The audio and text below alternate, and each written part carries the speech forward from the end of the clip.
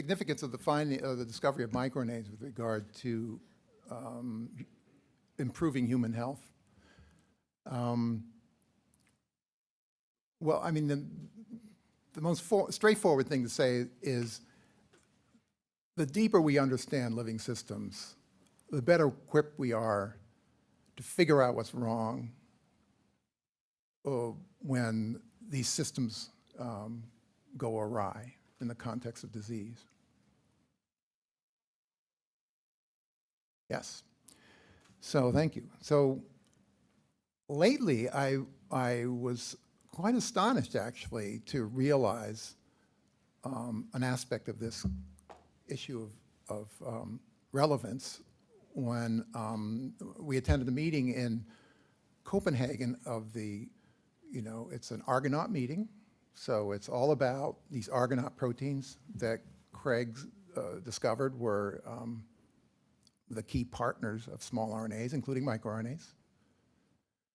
And at that meeting, there was a number of cutting-edge talks that were advancing in amazing ways and astonishing ways our understanding of how this wonderful protein works, But these studies, the most amazing studies, were from people analyzing mutant proteins where the mutation in that Argonaute was identified in a family where the child has what's now called Argonaute Syndrome.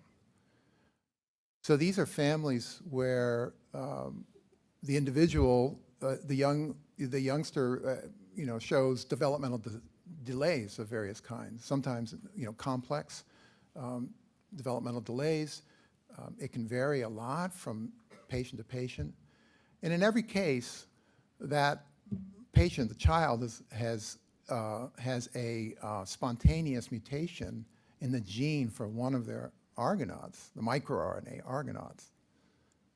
And that mutation was not inherited from the mother or the father. It's a spontaneous mutation.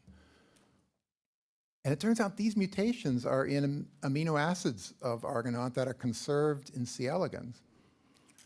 So our lab and these other labs had started to take those same mutations that were found in the human families and put them into the Argonaute of C. elegans and try to learn what we can about how this protein is broken, And as I say, several labs reported really amazing findings that, on the one hand, were telling us giving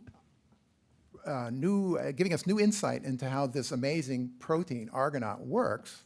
So the basic scientists in the audience were learning from the mutations that were presented to us by the families.